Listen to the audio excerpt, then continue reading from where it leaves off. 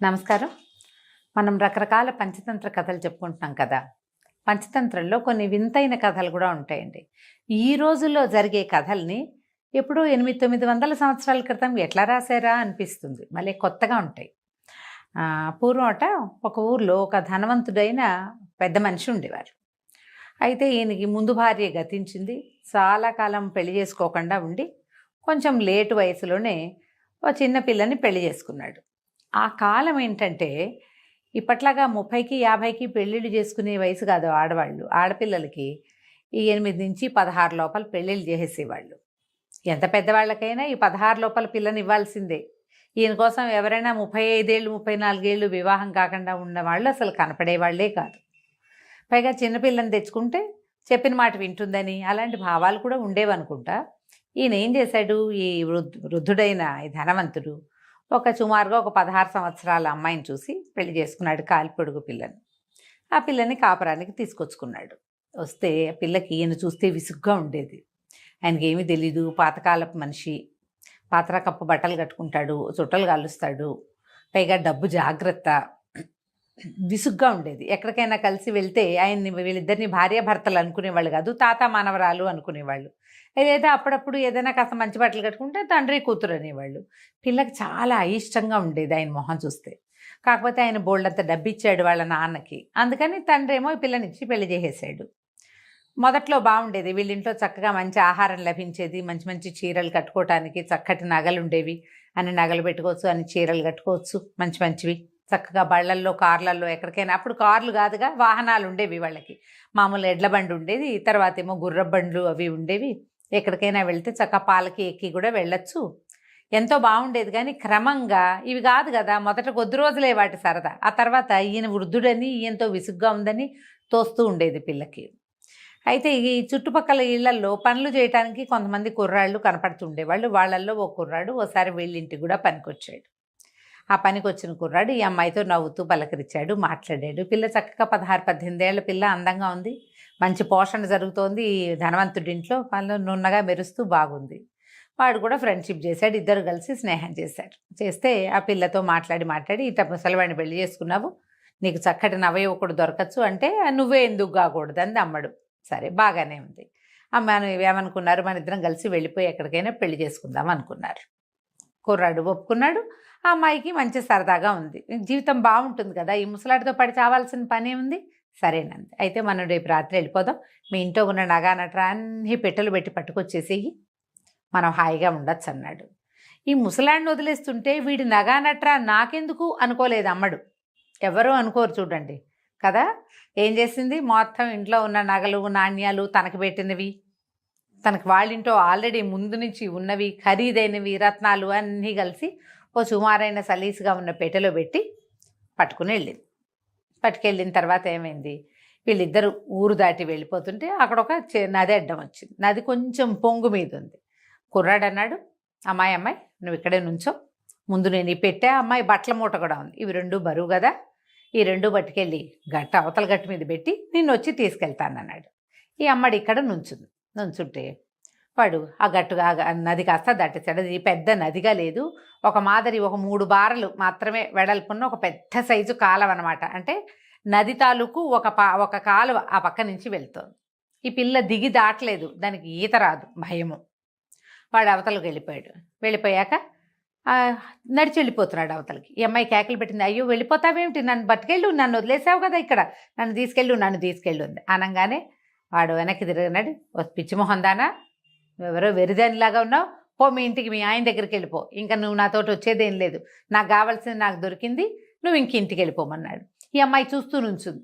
ఆ అమ్మాయి చూస్తూ ఉండగానే వాడు ఆ బట్టల మూట, సగం తడిసిన బట్టల మూటని, తర్వాత చక్కగా బరువుగా నగలతో నిండుగా ఉన్నదాన్ని రెండింటిని నెత్తి మీద పెట్టుకుని సాగెళ్ళిపోయాడు. పిల్ల బిక్కమొహం వేసి నుంచింది, అయ్యో భర్తను మోసం చేశాను, ఆయన నగా నట్రంతా తీసుకొచ్చి వీడికి పెట్టాను, వీడేమో పట్టుకుపోయాడు, ఇప్పుడు నేను దీని మీద నుంచున్నాను, నేను ఏం చెప్తాను ఇంటికెళ్ళి, ఎలా ఇంటికి వెళ్ళాలి, ఇంటికి వెళ్ళడానికి మొహం చెల్లట్లేదు, ఇంటికి వెళ్ళాక ఏం చెప్పడానికి పాలు పోవటం లేదు. తెల్ల మొహం వేసుకుని నుంచుంది. ఇంతలో తెల్లవారిపోయింది. ఆ సమయానికి ఒక నక్క వచ్చిందిట అక్కడికి. ఆ నక్క ఒక మాంసపు ముక్కని తెచ్చుకుంది, ఎక్కడి నుంచి తెచ్చిందో. అదే మాంసం ముక్కను తెచ్చుకుని ఈ నది దగ్గరకు వచ్చింది. బహుశా అది తింటూ నీళ్లు తాగదామనో లేదా దాన్ని నోటితో గరుచుకుని ఆ నది దాటుకుని ఆ పాయ దాటుకుని వెళ్ళిపోదామనో ఏదో దాని ఉద్దేశం. అక్కడ దాకా వచ్చేసరికల్లా నక్కకి చేపలు కనపడుతున్నాయి. పాప ఎంత పెద్ద చేప అని ఏం చేసింది, ఈ నోట్లో ఉన్న మాంసం ముక్కని గట్టు మీద పెట్టి ఆ నీళ్ళ మీదకి లంఘించింది. ఒక చేప ఇట్లా ఎగురుతుంటే దాన్ని పట్టుకుందాం అనుకుంది. ఇది దూకింది కానీ దభేల్మని ఇది పోయి నీళ్ళలో పడింది. చేప కాస్త పోయింది. చేప అందల. నక్క తెల్లబోయింది. అయ్యో చేప అందలేదని వెనక్కి తిరిగి వచ్చింది. నీళ్ళలో నుంచి గట్టెక్కింది అనమాట.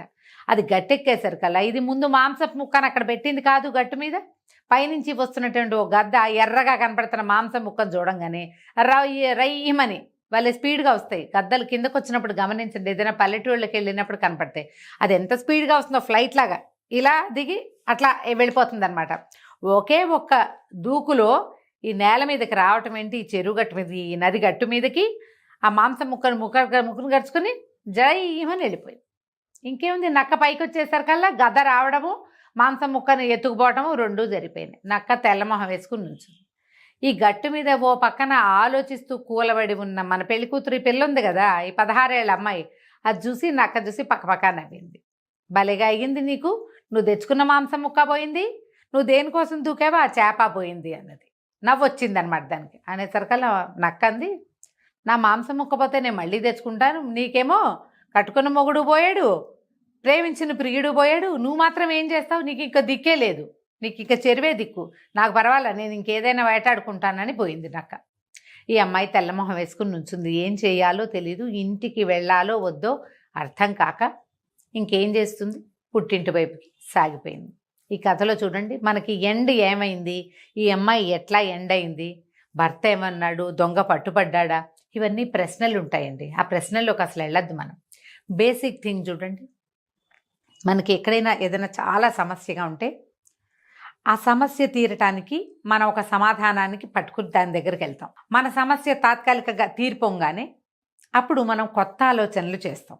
ఈ అమ్మాయికి పుట్టింట్లో డబ్బులు లేవు, అస్సలు ఆస్తే లేదు, వాళ్ళకి తిండి తినడానికే లేదు. తిండి బట్ట సాగితే చాలని వాళ్ళ నాన్న ఈ అమ్మాయిని ధనవంతుడికిచ్చి పెళ్లి చేశాడు. తిండి బట్ట సాగినాయి, నగ నాణ్యం వచ్చినాయి, ధన కనక వస్తువాహనాలన్నీ అమరినాక ఆ అమ్మాయికి ఇంకొక ఐడియా వచ్చింది. ఇవి చాలని అనిపించిందా? లేదు. తాత్కాలికంగా ఇవే చాలని మొదట అనిపిస్తుంది మనకి, అందులోకి దిగుతాం. అవన్నీ లభించాక అవన్నీ చాలా సహజమైనవిగా రోజువారీ వాడుకుంటుంటే వాటి మీద ఇంకా ఆసక్తి ఉండదు. అమ్మో రేపొద్దున తిండి దొరకదేమో ఆ భయాలు ఉండవు, రావు, అసలు అవో కూడా రాదు. ఈ కాస్త గడిచిపోయాక ఇది కానిది ఇంకొకటి, మనకి ఏది లభ్యం కాదో దాని మీద ఆసక్తితోటి మళ్ళీ మనం పరిగెడతాం. మొదటిది పరిగే, రెండోది పరిగే. ఈ పరుగు ఎక్కడ ఆగుతుంది, ఎక్కడ ఈ పరుగు ఆపాలి, ఇది కదా మనం ఆలోచించాల్సింది. ఏది లభిస్తుందని ఆ అమ్మాయి ఇల్లు వదిలిపెట్టి వచ్చిందో అది పోయింది, ఏది అలవాటైందో ఇది పోయింది, రెండు పోయినాయి కదా. ఏదైనా పని చేసేటప్పుడు ముందు వెనక ఆలోచించాలి. ఈ ఆలోచించి పని చేయమని చెప్పటానికే విష్ణు శర్మ గారు రాజకుమారులకి ఈ కథ చెప్పారు. ఏదైనా పెద్దది అడుగు వేసేటప్పుడు 10 సార్లు ఆలోచించండి, కనీసం ఇద్దరితోటి చర్చించండి. పూర్వాపరాలు ఆలోచించకుండా ఏ పని, ఏ డ్రాస్టిక్ స్టెప్ తీసుకోకూడదు. కథ కంచికి మనం ఇంటి రమ్మగారి చందమామ కథ ఏదైనా చెప్పుకుందామండి. పాత చందమామ కథల్లో జయ పూర్వమట ఒక మహిష్మతి నగరం అనుకుందాం. దానికి నాగాదిత్యుడు అని ఒక రాజుగారు ఉండేవాడు. రాజు చాలా సమర్థుడు, తెలివైన వాడు, మంచి గట్టివాడు. ఆయనకి రాజవతి దేవని భార్య, దేవాదిత్యుడని కుమారుడు. నాగాదిత్యుడికి దేవాదిత్యుడని కొడుకు. అయితే వీళ్ళకి ఆ మహిష్మతి నగరానికి చుట్టుపక్కల పెద్ద పెద్ద అడవులు ఉండేవి. ఈ రాజుకి చాలా మృగయ వినోదం ఎక్కువ, మృగయ వ్యసని. ఆయన వేటాడడం అంటే మంచి ఇష్టం. అయితే దీనికి ఏంటంటే ఒక పక్కగా డాకినీ వనం అని ఒక వనం ఉందట. పేరే ఏదోగా ఉంది కదా. ఈ డాకినీ వనంలో ఏవో తిరుగుతాయి విచిత్రాత్మలు, విచిత్ర ప్రాణులు ఉంటాయని ఆ పక్కకి ఎవ్వరూ వెళ్ళేవాళ్ళు కాదు. సాధారణంగా వేటగాళ్ళు వచ్చి ప్రభు అక్కడ కుందేలు చూస్తున్నాయి, అక్కడ లేలు చూస్తున్నాయి, ఇక్కడ పుల్లు ఉన్నాయి, అక్కడ సింహాలు వచ్చినాయి, ఏనుగులు చాలా ఇబ్బందిగా ఉన్నాయి, లేదా ఏనుగు బాగున్నాయి, వేటకి మంచి బాగుంది అని చెబితే అక్కడికి వెళ్తూ ఉండేవాడు. అయితే ఒకసారి ఒక కోయవాడెవరో ఈ డాకినీ వనం ప్రస్తావన చేసి అక్కడికి ఎవరు వెళ్ళర్లేండి అన్నాడు. ఎవరు వెళ్ళని దేవుటో చూద్దామనిపించింది దీనికి. జనరల్గా అలాగే ఉంటుంది చూడు మనుషులకి. అవునండి, ఎవరు చేయండి మనం చేయాలి. అక్కడి నుంచి ఈయన డాకిని వనానికి బయలుదేరితే బయలుదేరుతున్నాడని తెలిసి రాణి వద్దంది, ప్రజలు వద్దన్నారు, మంత్రులు వద్దన్నారు, సైన్యాధిపతులు వద్దన్నారు. ఆయన ఠాటును వెళ్ళవలసిందేనన్నాడు. ఆ డాకిని వనానికి వెళ్ళారు. వెళ్తే అదేం విచిత్రంగా లేదు. ఇంకా మామూలు అడవుల కంటే అది ఇంకా బాగుంది. ఓకే. ఫుల్ గ్రీనరీ, మొత్తం పచ్చగా ఉంది. అసలు ఎన్ని పువ్వులో, ఎన్ని చెట్లు, ఎన్ని కాయలో, ఎంత పూతో చెట్ల నిండా. చాలా సరదా వచ్చింది ఆయనకి.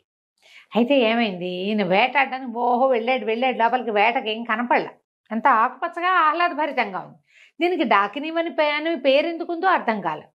జంతువు అన్నది లేదు అందులో. ఓకే. చివరికి ఆయనకు ఒక కుందేలు కనపడింది. ఏమీ కొట్టకుండా బయటికి ఎందుకు వచ్చేయాలని ఆ కుందేలుని వేసి కొట్టాడు. ఆ కుందేలు దగ్గరికి వెళ్ళేది వీళ్ళు సైనికులు వేటగాళ్ళు అంతా ఆగిపోయారు, ఏమీ లేదని. రాజు ఊరికే తిరిగి చూస్తాడని ఆయన వదిలిపెట్టారు. ఆయన ఒక్కడే ముందుకెళ్ళి కుందేలు కనపడేసరికల్లా బాణం వేసి కొట్టాడు. ఈ కుందేలు ఈ బాణం దానికి తగలంగానే ఆ కుందేలు ఒక అమ్మాయిగా మారిపోయింది. తను ఆశ్చర్యపోయాడు. పరిగెత్తుకుంటూ వెళ్ళాడు, గుర్రం దిగి పరిగెత్తాడు దగ్గరికి. తీరా చూస్తే ఆ బాణం పట్టుకుని కూర్చునింది ఒక అమ్మాయి అక్కడ. ఎవరు ఏమిటంటే, నేను ఈ అడవిలో ఉంటాను, నాకు ఆ నచ్చిన రూపంలో తిరుగుతాను, ఈ వనం మాదేను అని చెప్పింది. చెప్తే సరే ఆయన అమ్మాయి మర్చిపోయాడు. ఆ అమ్మాయిని చూసి ఆవిడ ఎంత అందంగా ఉందో, నాతో రా మా ఇంటికి రమ్మని అడిగాడు. అడిగితే సరే నన్ను వివాహం చేసుకుంటానంటే వస్తాను. బాగుంది. సురసుందరి ఆ అమ్మాయి పేరు. ఆ సురసుందరి పుట్టు పూర్వోత్తరము అడవిలో ఎందుకుంది, వాళ్ళ అమ్మ ఏంటి, నాన్నేది, అమ్మ నాన్న ఎక్కడన్నారు, అక్క చెల్లి ఉన్నారా, వీళ్ళకి రాజ్యం ఉందా లేదా, వీళ్ళు ఏం తిని బతుకుతారు, ఏమీ అడగల. పిల్ల నచ్చింది, వచ్చేయమన్నాడు అంతే. అంతే. వచ్చేసింది. వచ్చాక అంగరంగ వైభవంగా పెళ్లి చేసుకున్నాడు. ఇక సురసుందరిదే లోకం. భార్య రాజవతీదేవి మొహం గిట్టడం మానేసింది ఆయనకి. గిట్టట్లేదు మొహం. పిల్లాన్ని చూస్తే విసుగు. ఒక 5-6 సంవత్సరాలు ఉన్నాయి. ఏమీ వాడి వైపు తలకాయ తిప్పి చూసేవాడు కాదు. ప్రజలంతా ఆశ్చర్యపోయారు. ఆవిడ అందానికి అందరూ మైమర్చిపోతున్నారు. కానీ ఇదేమిటి, ఆ పెద్దరాణిని లోకంలో రెండో పెళ్ళిళ్ళు సహజం, మామూలు వాళ్ళే చేసుకుంటారు. రాజుగారు రెండో పెళ్లి చేసుకోవడం విచిత్రమేం కాదు. కానీ భార్యని సరిగ్గా చూసుకోకపోవడం ఉంది చూడు, అది వింతగా ఉంది. ఆయన చీదరించుకునేవాళ్ళు ఆవిడ్ని. కొన్నాళ్ళకి సురసుందరికి కూడా ఓ కొడుకు పుట్టాడు. కొడుకు పుట్టిన తర్వాత వీళ్ళంతా ఏం చెప్పుకున్నారు, ఇంకేముంది, సురసుందరి కొడుకే రాజ్యం వస్తుందంటే పెద్దరాణి గారి కొడుకు ఎందుకు ఊరుకుంటాడు, 7 ఏళ్ళ వాడు. ఇప్పుడు చిన్నపిల్లాడికి 20 ఏళ్ళు వచ్చేసరికి వాడికి పెద్దవాడికి 27 వస్తాయి. వాడు ఒప్పుకుంటాడా? ప్రజల్ని తిరుగుబాటు తేడు. అక్కడి నుంచి ఆ సురసుందరికి పుట్టేసింది, ఎలాగైనా సరే ఈ కుర్రాన్ని మా తల్లిని ఊళ్ళో ఉండనివ్వకూడదు, వాళ్ళు ఉంటే నాకు ఉండబుద్ధి కావట్లేదు, వాడిని చూస్తే నాకు భయం వేస్తోంది అని ఈ భర్తని బాగా ఎక్కేసేసరికి ఈయన ఆలోచించి ఒకరోజు దేశ బహిష్కారం విధించేశాడు. ఏ సందర్భం వచ్చినా అన్న తమ్ముడు కలిసినప్పుడల్లా ఈ తమ్ముడు ఏదో కొంట పని చేయటం, ఆ అన్న ఓ చేయి విదిలించడం. పిల్లలు అట్లా చేస్తారు కదా. వాడు ఎంతసేపు విసిగిస్తున్నాడు అనుకో, 4 ఏళ్ల వాడు 10 ఏళ్ల వాడిని విసిగిస్తే 10 ఏళ్ల వాడు ఎందుకు ఊరుకుంటాడు, ఓ చెంపకాయ కొట్టడు, విసుకుంటాడు, విసిరేస్తాడు, వద్దంటాడు. దాంతో వాడు పోయి తండ్రికి చెప్తాడు, తల్లికి చెప్తాడు. వెంటనే ఈవిడే నా కొడుకుని బతకనిచ్చేలాగా లేడు, వీడు పెద్ద అయ్యే లోపల చంపేస్తాడు, ఈ రాజ్యం కోసం వీడు పోటీ అని వాడు భావిస్తున్నాడని పిల్లల్లో లేని ఉద్దేశాలు ఆవిడ బాగా ఎక్కేసేసింది. సరే అక్కడి నుంచి ఒక వయసు పెరిగింది. పెద్ద అబ్బాయికి ఒక 20 ఏళ్ళు వచ్చినాయి, 20 ఏళ్ళు పైన వచ్చినాయి. వచ్చి రాగానే ఈవిడ ఇంకా వీళ్ళు ఇక్కడ ఉంటే నేను ఉండను, మా ఇంటికి వెళ్ళిపోతాను అని మొదలుపెట్టేసరికి సరే రాజ్య బహిష్కారం విధించేశాడు రాజు. తల్లిని తీసుకుని వెళ్ళిపోమన్నాడు. మంత్రి సేనాధిపతి ఎవరికీ ఇష్టం లేదు. సరే వాళ్ళు ఏం ఆలోచించుకున్నారు, రాజబహిష్కారం అంటే రాజ్యం చివరిదాకా రథం మీద తీసుకెళ్ళి రాజ్యం వెలుపల వదిలిపెట్టాలి, నేను తీసుకెళ్తానని సైన్యాధిపతి రథం ఎక్కించుకుని రాత్రి వేళ చల్లగా తన ఇంట్లో ప్రవేశపెట్టి ఇంట్లోపల బంకర్లో దాచిపెట్టాడు రాణిని, రాకుమారుని. ఇక్కడే ఉంచుకున్నారు, ఎక్కడికి వెళ్ళొద్దు, చూద్దాం ముందు ముందు ఏం జరుగుతుందని. ఈ మంత్రి గారికి ఎలాగైనా ఈ సురసుందరిని అడ్డం తొలగించేసేయాలని ఉంది. ఈవిడ వల్లే ప్రాబ్లమ్స్. ఆయన ఎంతసేపు ఆవిడ చుట్టూతానే తిరుగుతాడు. ఆవిడ ఏం చెప్తే అదే, ఆవిడ ప్లానే తప్పిస్తే ఈవేళ ప్లానింగ్ లేదు, పడలేదు. ఎందుకు మంత్రి సైన్యాధిపతి అదే కదా. అయితే ఏం చేశాడు ఈయన, రహస్యంగా విషం పెట్టించాడు రాణిగారికి. ఆవిడ శుభ్రంగా విషం కలిపిన ఆహారం టకటకా తినేసింది, హాయిగా విహారం చేసి వెళ్ళి పడుకుంది. పొద్దున్న లేచి మళ్ళీ తయారైంది. అంటే విషం ఇమిడిపోతోంది. 2-3 సార్లు ట్రై చేశారు. 2-3 సార్లు విషాహారం ఏమీ అవటం లేదు అమ్మాయికి. అంటే ఇది విషం తిన్నా బతికుండగలిగే లక్షణం ఏదో ఉంది. సరే ఏం చేయాలో తెలీల.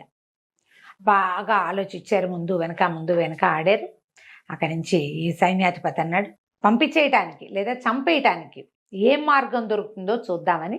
సైన్యాధిపతి ఏం చేశాడు, వీళ్ళకి ఇంతకు ముందు కొన్ని ఏళ్ల క్రితం మంత్రిగా ఉన్న ఒక ఆయన తపస్సు చేసుకోవటానికి వెళ్ళిపోయాడు.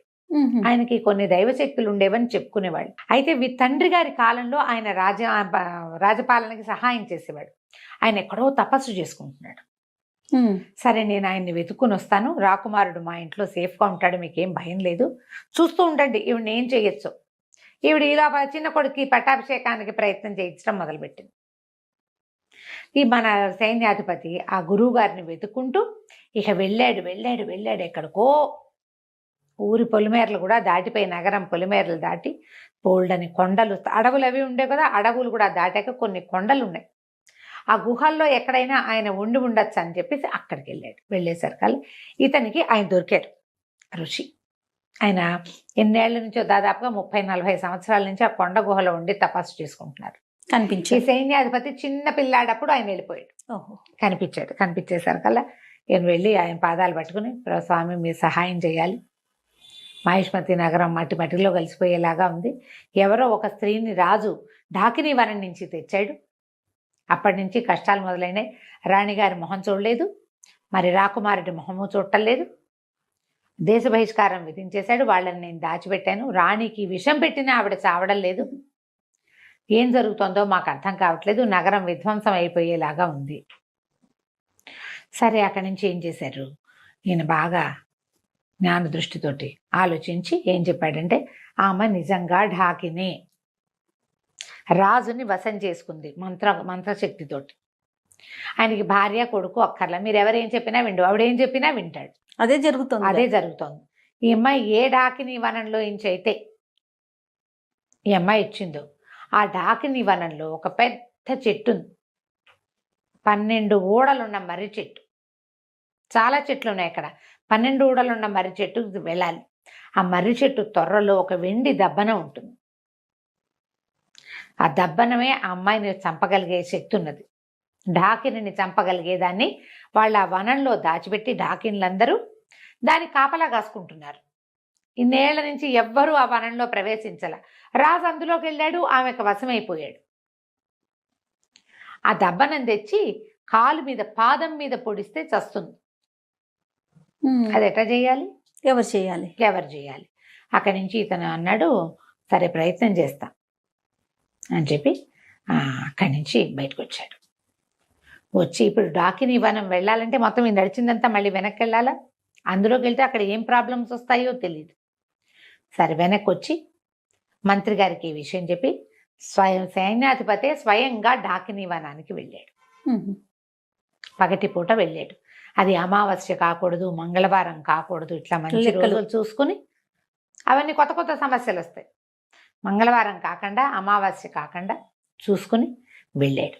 వెళ్ళి ఆ బోలెడన్ని మర్రి చెట్లు వెతికి చివరికి ఆ 12 ఊడలున్న మర్రి చెట్టు త్వరలో చేయి పెడితే ఇంత పొడుగు దబ్బనం దొరికింది, ఎంతో వెండిది. అది పట్టుకొచ్చాక సరే ఇంటికి వచ్చేసాడు. ఈ లోపల ఏమైంది, ఈవిడ తనకు విషం పెడుతున్నారు అది కానీ తెలుసుకుంది. అక్కడి నుంచి రాకుమారుడు బయటికి వెళ్ళలేదని, ఊళ్ళోనే ఎక్కడో దాక్కున్నాడని వాసన పసిగట్టేసింది. అన్ని ఇళ్ళు సోదా చేయించి సైన్యాధిపతి ఇంట్లో నుంచి బయటికి తీసుకొచ్చేశారు. సైన్యాధిపతి ఇంటికి వచ్చేసరి కల్లా రాకుమారుడు పట్టుబడిపోయాడు.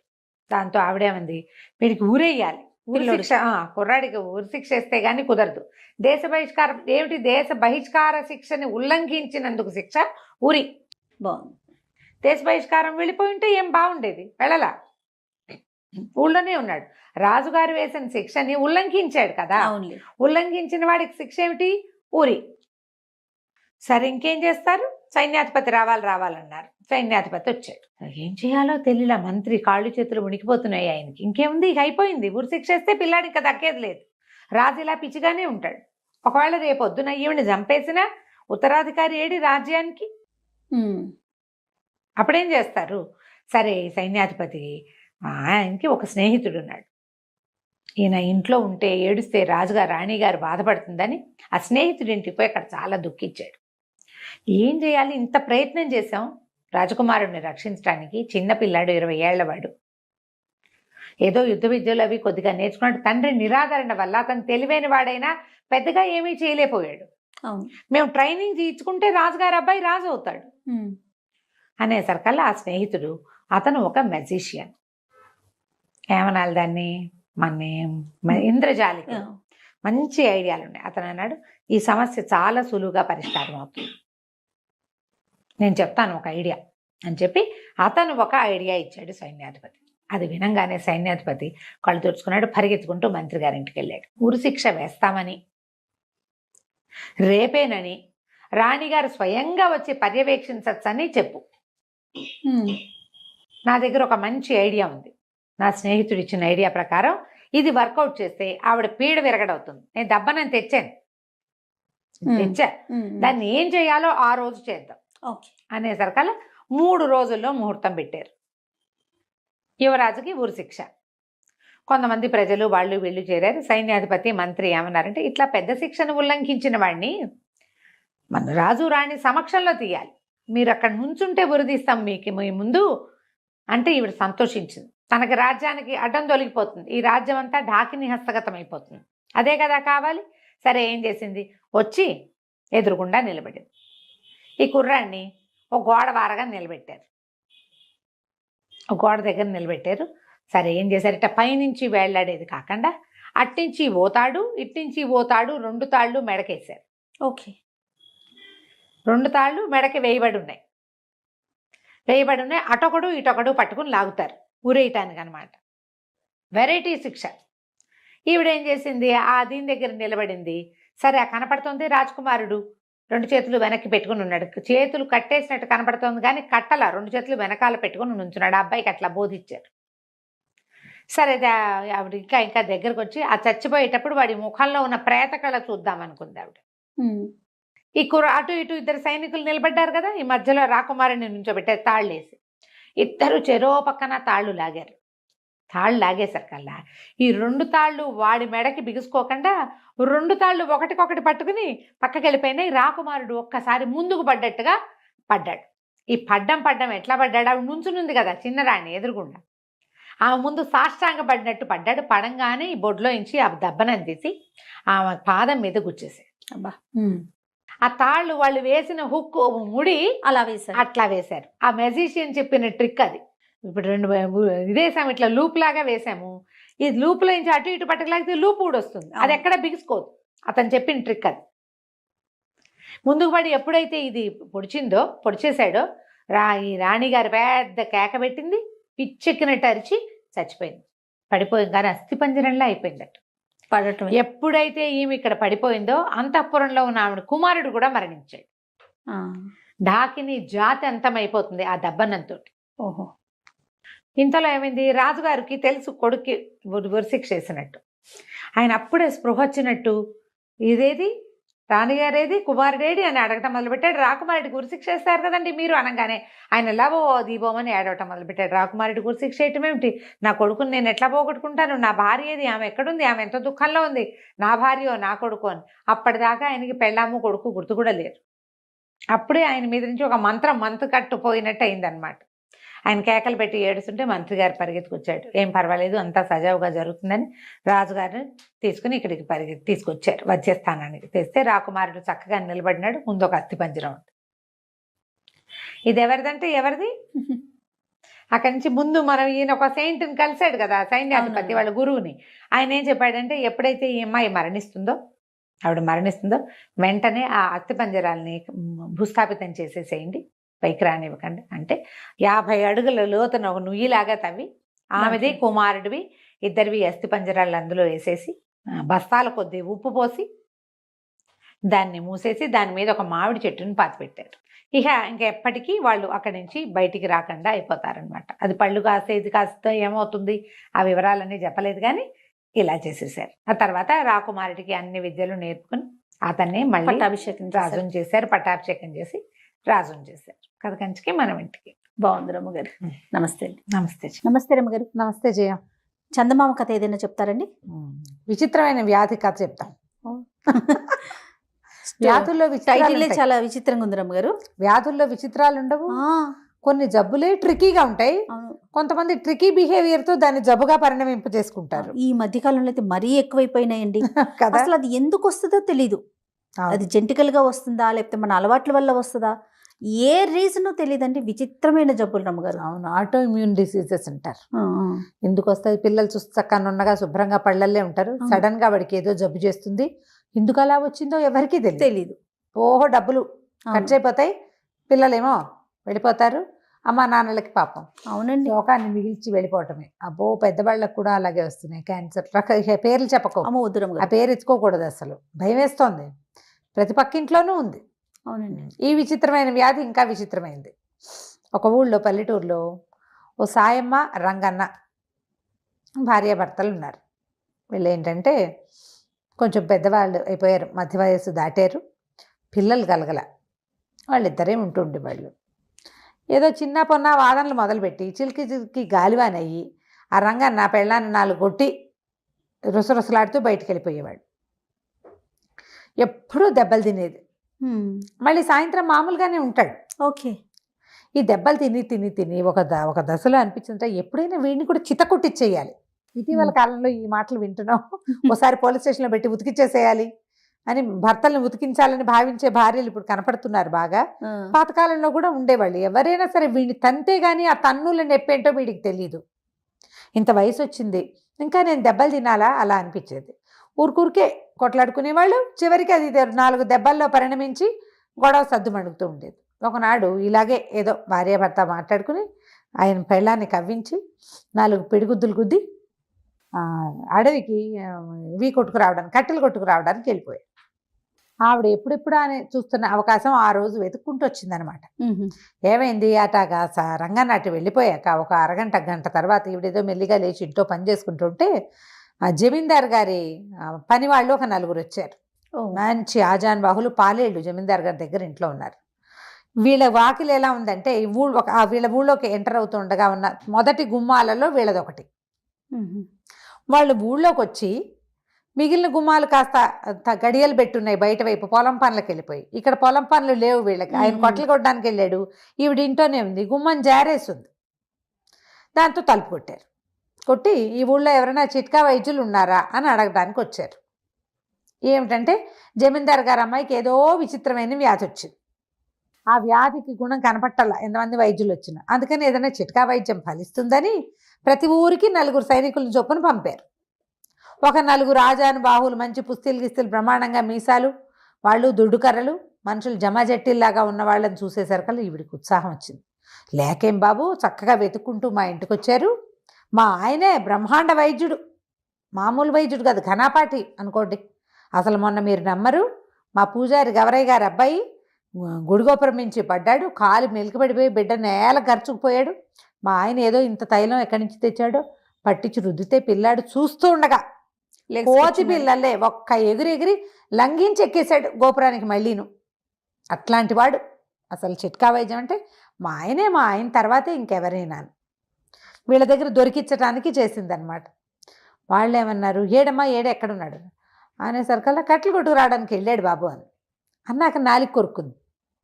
వైద్యుడు అని చెప్తూ ఏమని చెప్పాలి, మందులు మూలికలకి అని చెప్పాలి. చెప్పేసింది కదా. చెప్పేయంగానే వాళ్ళు అన్నారు, అదేంటమ్మా అంత ఘన వైద్యుడు అంటివి, ఆయన అటైటా వెళ్ళాడు, కట్టెలు కొట్టడానికి ఇంకెవరు లేరా ఏమిటమ్మా అంటే, అదేనండి మా ఆయన వింత, మా ఆయన భలే విచిత్రంగా ప్రవర్తిస్తాడు, అచ్చు కాపల్లే ప్రవర్తిస్తాడు, తల గుడ్డ కట్టుకుంటాడు, పంచె ఎగ్గడతాడు, పొలం కాపులు ఎట్లా పనిచేస్తారో అట్లా చేస్తాడు. అసలు ఒక్కొక్కళ్ళకైతే మాటామంతి లేకుండా వెళ్ళిపోతాడు. ఆయన కొంచెం కోపిష్టివాడు కదా, ఎవరైనా కనపడితే మొహం మార్చుకుంటాడు, కోపిష్టివాడిగా ఉంటాడు. దానికి తోడేమో ఈ మందులు మాకులు ఇవ్వకుండా కూడా వెళ్ళిపోతుంటాడు. వైద్యం చేయించుకున్న వాళ్ళతో కూడా మాట్లాడు. ఇవాళ రేపు పెద్ద వయసు వచ్చేసరికల్లా అట్లాంటి లక్షణం వచ్చింది, కానీ వైద్యం మాత్రం ప్రచండంగా అఖండంగా చేస్తాడని బాగా ఎక్కించింది. వీళ్ళు అన్నారు, సరేలేమో ఏ పక్కకి వెళ్ళాడు చెప్పు, మేము పోయి వెతుక్కొస్తాం. మనిషి ఎంతవాడు ఏంటంటే 50 దాటిన వాడు, ఓ ఇట్టా ఉంటాడని, ఓ పంచె కట్టుకుని ఉంటాడు, కట్టెలు కొడుతుంటాడు, వెళ్ళండి. వీళ్ళేమో ఆయన వెతుక్కుంటూ పోయారు.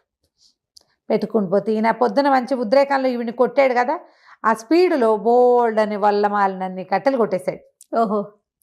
అవి కర్రతో ఒక తాడుతోటి మూడేయటానికి ప్రయత్నం చేస్తుండగా ఈ నలుగురు ఆజానుబాహులుగా ఉన్న పని వాళ్ళు చేరారు. అయ్యా మీరేనండి రంగన్న గారు, ఫలానా సాయమ్మ గారి మొగుడు, ఫలానా ఇంటి వాళ్ళు మీరేనా అన్నారు. నేను అవునో కాదో చెప్పాలంటే ముందు మీకు ఏం పని మీద వచ్చారో మీరు చెప్పండి అంటే, మీ దగ్గర వైద్యం చేయించుకోవడానికి వచ్చామండి అన్నాడు. వైద్యుడిని అయితే నేను కాదు, సాయమ్మ మొగుడిని అయితే నేనేనన్నాడు. అనేసరికల్లా ఆవిడ ముందే ఇచ్చిందిగా హింటు, నేను వైద్యుడిని కానంటాడని. వైద్యం చేయనంటాడు కానీ చేస్తాడు అని. బాబు అట్లా కాదండి, జమీందార్ గారు అమ్మాయికి చాలా జబ్బు చేసింది, మీరు వచ్చి మీ చిట్కా వైద్యంతో పిల్లని రక్షించాలి, జమీందార్ గారు చాలా కష్టపడుతున్నాడు, బోళ్ళంత డబ్బిస్తారు, ఎంతమందో వైద్యులను చూసాం, పిల్లకి గుణం కనపడలేదు అనేసరికల్లా ఈయన ఏమనుకున్నాడు, సరే ఫోన్లే అదేంటో వెళ్ళి చూసొస్తే సరిపోతుంది కదా, ఏమైతే అదైందని. మరి మోపు ఎత్తుకోండి అంటే వాళ్ళు నలుగురు చిన్న చిన్న మోపులు చేసి తలా ఒక మోపు ఎత్తుకొచ్చారు. 4 మోపులు ఇంటి దగ్గర పారేసి ఆ నలుగురు పెద్ద మనుషులతో కలిసి ఈ సాయి రంగన్న గారు పోయాడు. వెళ్ళేసరికల్లా జమీందార్ గారు చేతులు నలుపుకుంటూ తిరుగుతున్నాడు అటు ఇటు. మా పిల్లకి అస్సలు బాగోలేదు, మాట పడిపోయింది ఉన్నట్టుంది.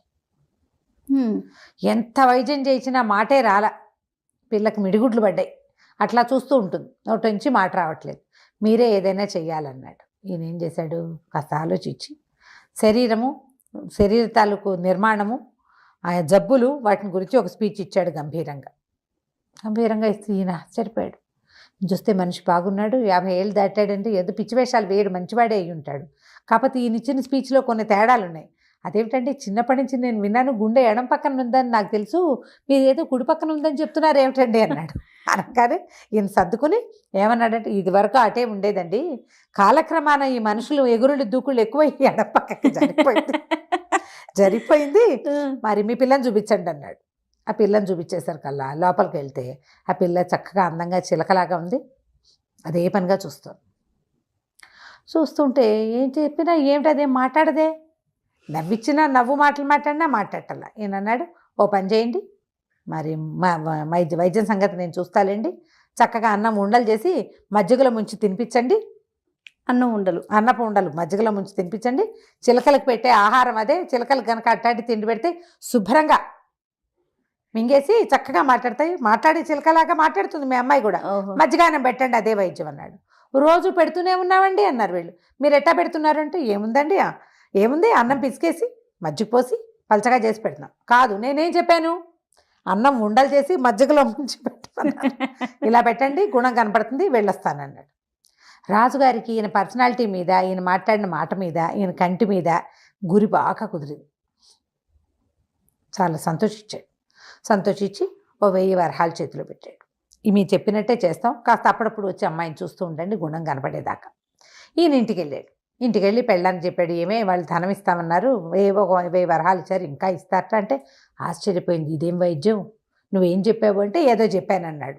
మందేం వేసొచ్చావు, మందేం వేయలా, మజ్జిగ అన్నం ఉండలు చేసి మజ్జిగలో ముంచి పెట్టమన్నానంటే నవ్వుకున్నారు ఇద్దరు. ఇంతలో ఏమిదో కుర్రాడు వచ్చి మీరేనా డాక్టర్, మా జమీందార్ గారికి వెళ్ళిన డాక్టరు అన్నాడు.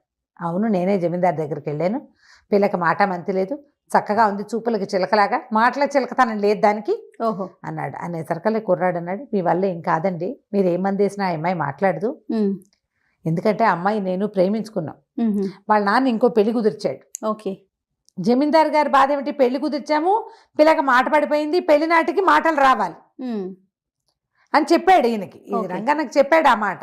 ఈ కుర్రాడు ఏం చెప్పాడంటే, పెళ్లి కుదిర్చారు కాబట్టి అమ్మాయి మాట్లాడటం మానేసింది, ఇది జబ్బును పడిపోయింది కాబట్టి పెళ్ళి ఆగిపోయింది, సంబంధం వాళ్ళు సిద్ధంగానే ఉన్నారు, ఏనాడు ఈ పిల్ల జబ్బు కుదిరితే ఆ రోజు పెళ్లి చేసుకోవడానికి, ఆ జబ్బు కుదిరే జబ్బు కాదండి అనగానే ఆ రంగన్న అన్నాడు, ఎందుకు నాయన ఈ బాధ అంతా, నువ్వు రా నాతోటి అని చెప్పేసి 3వ రోజున ఆ కుర్రాన్ని వెంబడి పెట్టుకుని రాజస్థానానికి తీసుకుపోతే పిల్లని చూస్తానన్నాడు. మీరు చెప్పినట్టుగానే అన్నం పెట్టామండి, ఏం గుణం కనపడలేదు అన్నాడు. ఇప్పుడు కనపడుతుంది కాదండి గుణం, నన్ను లోపలికి పంపించండి అన్నాడు. ఈ అబ్బాయి ఎవరండి అంటే, మావాడే శిష్యుడని ఆ శిష్యుని వెంట తీసుకుపోయాడు లోపలికి. ఆ అబ్బాయిని చూడగానే పిల్లకి కిలకిల మాట్లాడటం మొదలుపెట్టి వాళ్ళ నాన్న లోపలికి వచ్చాడు. నువ్వు తెచ్చిన సంబంధం చచ్చినా చేసుకో తెలుసా నీకు అంది. అనేసరికి రాజు కొళ్ళు మండిపోయింది. చిచ్చి పాడిపిల్ల పిచ్చివాగుడు బాగుతుంది, ఏదైనా మందేసి దీన్ని నోరు పడిపోయేలాగా చేయమన్నాడు. అనేసరికి రంగన్న అన్నాడు, బాబు ఎందుకండి, ఈ పిల్లకి మాట పడిపోయిందే దీనివల్ల, ఒకవేళ ఇది వద్దంటే అమ్మాయి ఆ పెళ్ళే చేసుకోదు, మీ పరువు పోతుంది, మాట తెప్పించిన వాడికి ఏది కావాలంటే అది ఇస్తానన్నారు కదా, వీడే మాట తెప్పించిన వాడు. వాడికి ఇచ్చి పెళ్లి చేయండి, బాగుంది కదా. రాజుగారికి ఏం చేయాలో తెలియలే. పిల్ల నువ్వు నువ్వు చచ్చిన పెళ్లి నేను చేసుకోనంది. ఇక జమీందార్ గారు ఏం చేస్తాడు, ఈ లోపల దాసీలు వాళ్ళు వీళ్ళు వచ్చేసి చూసేశారు. ఈ కుర్రాడు ఎవరో వచ్చాడు, వాడిని చూడగానే పిల్ల చిలకలాగా మాట్లాడుతోంది.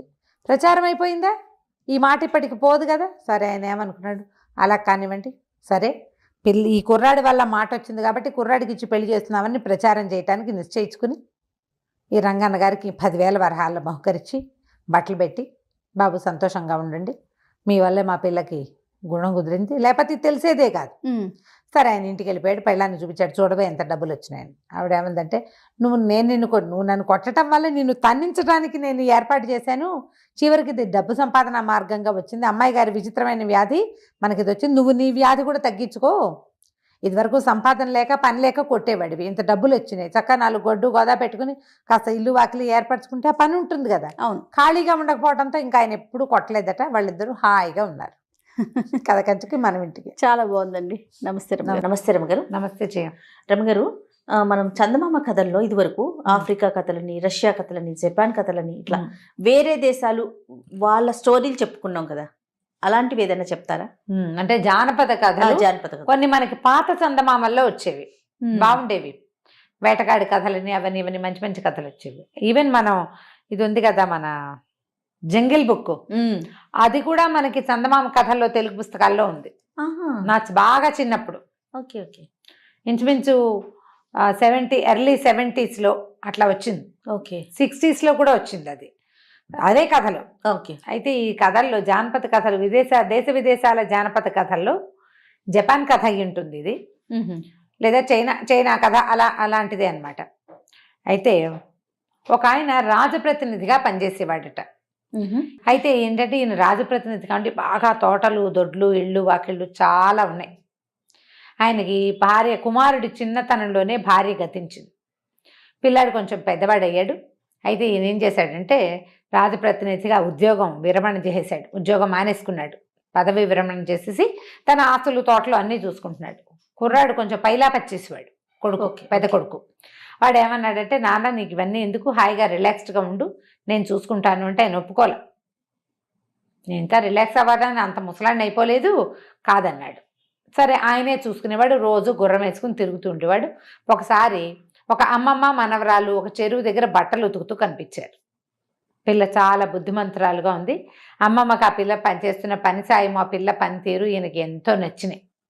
భార్య లేదు కదా, అందుకని ఈయన ఏం చేశాడు, ఆ ముసలమ్మతో ఏం మాట్లాడాడంటే, నీ మనవరాలను నాకు ఇచ్చి పెళ్లి చెయ్యి, మరి నా ఆస్తిలో కొంత భాగం అమ్మాయికి ఇస్తాను, తర్వాత నువ్వు కూడా మాతో పాటే ఉండొచ్చు, నువ్వు ఇలా కష్టపడుతూ పిల్లని పెంచుకోవాల్సిన పని లేదు అని ఒక 18 ఏళ్ళ అమ్మాయి అడిగేసరికి వాళ్ళు కూడా ఏమనుకున్నారంటే, వాళ్ళ దగ్గర రూపాయి లేదు, కూతురును అల్లుడు చనిపోతే పిల్లని అమ్మమ్మ పెంచుకుంటుంది, ఏదో కష్టపడి ఎలాగో బతుకుతున్నారు. రాజప్రతినిధి ఇంత ఆస్తిపరుడు పెళ్లి చేసుకుంటాంటే రెండో పెళ్లి అయితే మాత్రం ఏమైంది అని చెప్పేసి పిల్లనిచ్చి పెళ్లి చేసింది. ఆ ముసలమ్మ కూడా వచ్చి వీళ్ళతో పాటే ఉండేది. ఈయన పెద్ద కొడుకు, రాజప్రతినిధి పెద్ద కొడుకు ఆ మాట అసలు నచ్చల, చాలా కోపం వచ్చింది. ఇంత చిన్న అమ్మాయిని పెళ్లి చేసుకోవటం ఏమిటి, అతనికి కూడా పెళ్ళి అయింది. ఇంచుమించు కొడుకు పెళ్ళి, నాన్న పెళ్ళి దగ్గరగానే అయినాయి. కాలక్రమంలో నాన్నకో కొడుకు పుట్టాడు, కొడుకో కొడుకు పుట్టాడు. పెళ్లి చేసుకున్నాడు కదా మరి అమ్మాయిని. సరే అయితే విసుగ్గా ఉండేది, కొడుక్కి నచ్చేది కాదు. ఈ సవితల్లి మీద రకరకాల మాటలు అనేవాడు.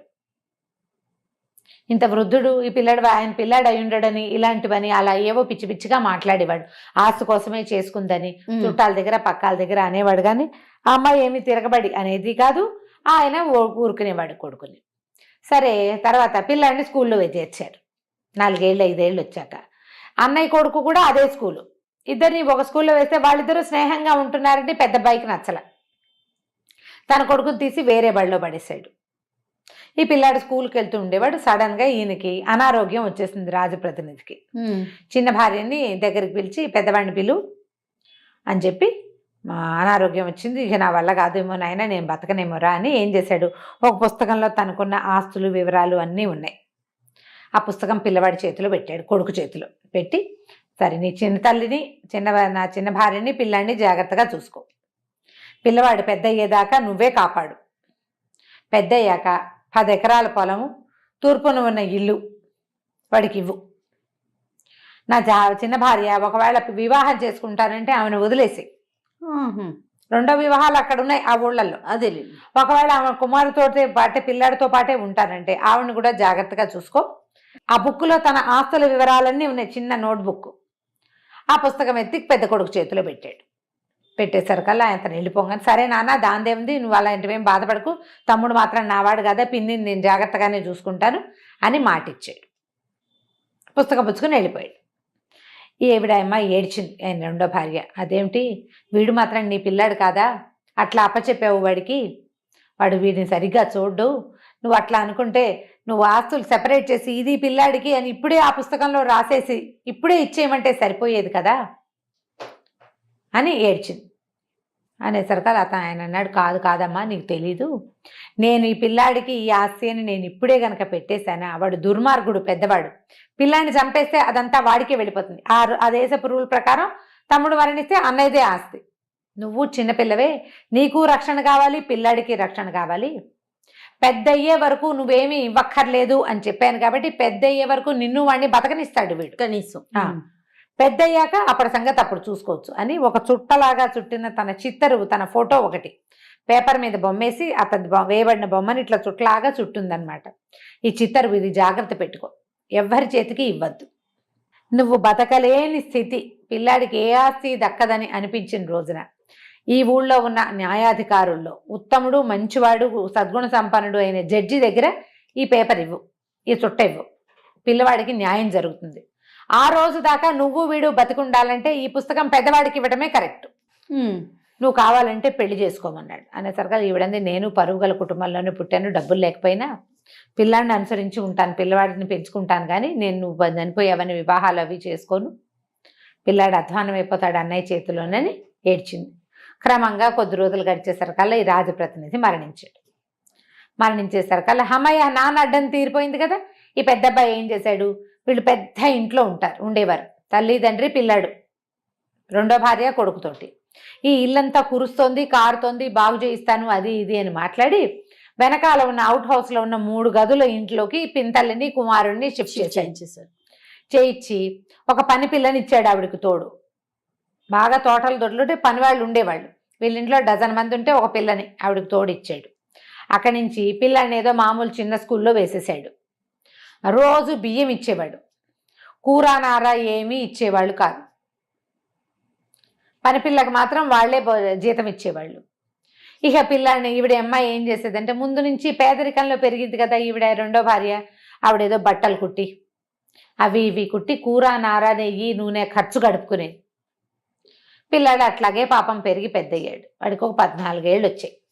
వచ్చాక ఏమైంది, ఒకరోజు వాడు అన్నాడు, అమ్మ నాకు సిల్క్ బట్టలు కుట్టించు పండక్కి, నేను రాజప్రతినిధి కొడుకుని, ఇట్లా పిచ్చి బట్టలు వేసుకుంటే అందరూ నవ్వుతున్నారమ్మా, ఈ పాత గుడ్డలు ఏమిటి నాకు అని అడిగాడు. అడిగితే ఆవిడేమందంటే, మనకి దగ్గర ఏముందిరా నాయన, అన్నీ అన్నయ్య దగ్గరే ఉన్నాయి, అన్నయ్యని అడగాలి అంది. అనగానే పిల్లాడు ఏం చేశాడు, చక్మని వెళ్ళిపోయాడు అన్న దగ్గరికి. అన్నయ్యనే అడుగుతాను, అన్నయ్యని అడిగాడు, సిల్క్ ఇవ్వు నాకు, సిల్క్ కూడా ఇవ్విస్తే నేను బట్టలు కుట్టించుకుంటా అనేసరికి సిల్క్ ఎక్కడిది, అలాంటివి ఏమీ లేవన్నాడు. అని లేకపోతే ఇట్లా రాజప్రతినిధి కొడుకువి, నువ్వు పెద్ద కొడుకువి, నేను చిన్న కొడుకుని, ఈ తోటలు దొడ్లు ఇళ్ళు వాకిలు అన్నీ మనవి, నీకు నీ కొడుకు ఉన్నప్పుడు నాకెందుకు ఉండకపోవాలి, నువ్వు బట్టలు కూడా డబ్బులు లేవంటే ఎట్లా, నేను రాజప్రతినిధి కొడుకునే కదా అని అడిగాడు. అడిగేసరికి అవురవరా నువ్వు ఆస్తి పంచమని అడుగుతావా, నీ సంగతి చెప్తానుండని ఏం చేశాడు, చుట్టుపక్కల జనాలందరినీ పిలిచాడు, ఆ ఊళ్ళో పెద్ద మనుషుల్ని పిలిచాడు.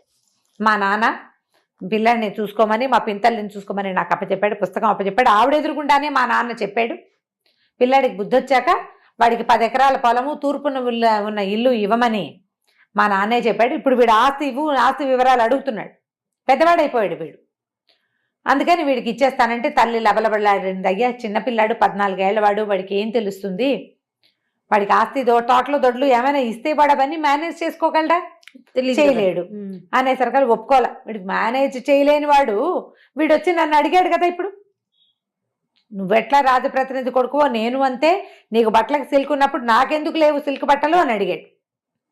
అంటే వాడు చూసుకోగలడు అనమాట. ఇచ్చేస్తారు అని చెప్పి తూర్పున ఉన్న ఒక పాత ఇల్లు, 10 ఎకరాల ఒట్టి ఊసర క్షేత్రం, ఏమీ పండని 10 ఎకరాల భూమి ఇచ్చేసాడు.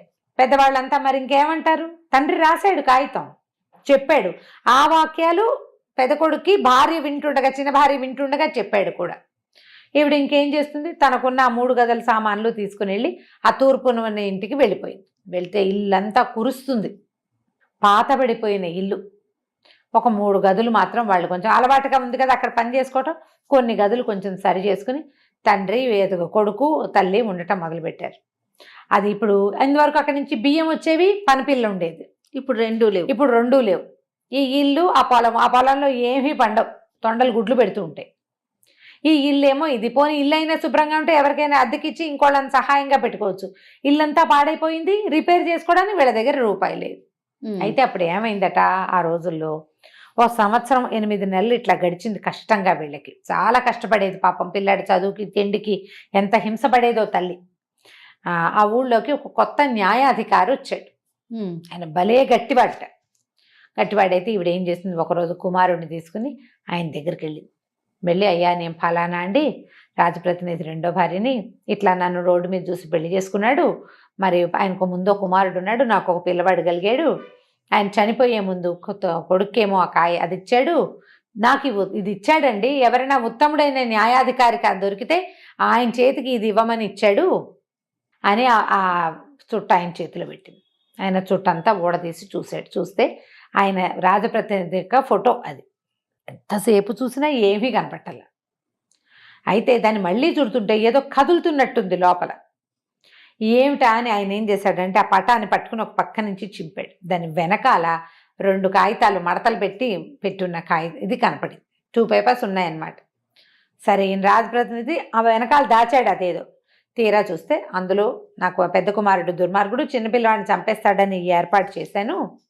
తూర్పున ఉన్న ఇల్లు 10 ఎకరాల పొలము ఇవ్వమని చెప్పాను. తూర్పున ఉన్న ఇంట్లో గోడ కింద వీటితోటి, కుండలతోటి బంగారము, మణులు, వజ్రాలు దాచిపెట్టాను.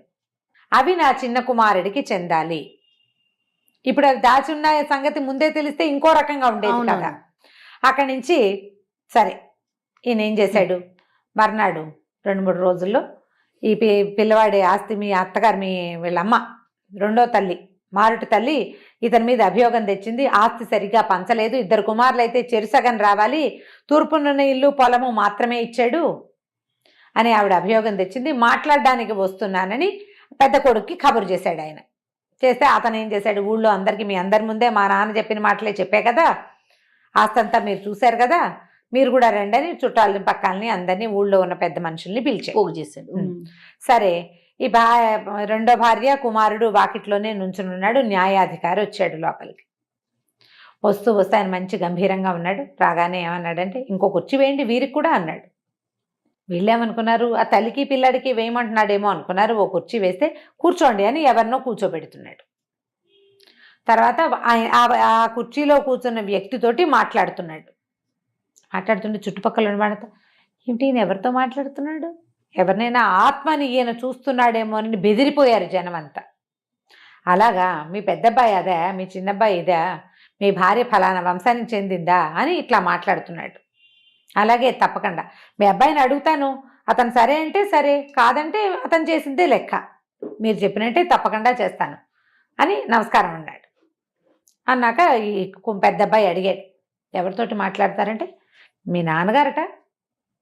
మా నాన్న ఎక్కడున్నాడండి అన్నాడు. మా నాన్న ఎక్కడున్నాడు, అదేమిటి కుర్చీలో కూర్చున్నాడు కదా, ఎత్తుగా మనిషి, చప్పి దవడలు, పెద్ద పెద్ద కళ్ళు, ముంగమీసాలు, రాజప్రతినిధి వేసుకునే బట్టలు వేసుకున్నాడు అనేసరికి ఆయన అలాగే ఉండేవాడు. పెద్ద పెద్ద కళ్ళు ఆయనవి, దవడలు ఇట్లా కొంచెం పైన ఎత్తుగా ఉంటే కిందకి చప్పిగా ఉంటాయి, పొడుగాటివాడు.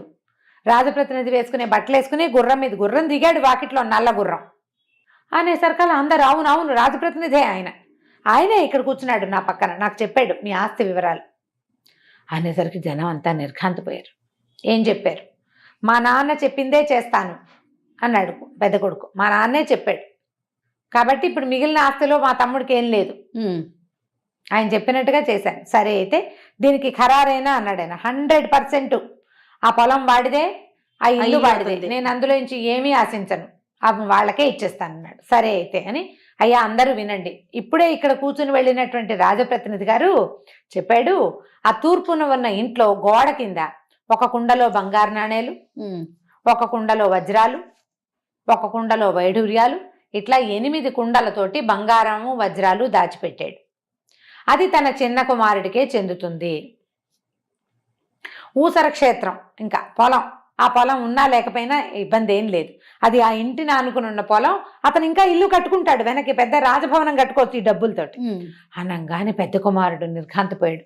తమ్ముడు నేను చెరిసగం అని పంచుకుని ఉంటే ఆ కుండల్లో ఉన్న ఈ కోట్ల రూపాయలంతా సగం సగం 4 వచ్చేవి. కుండలు ఇటు వచ్చేవి. 4 కుండలు గ్యారంటీగా వచ్చేవి కదా.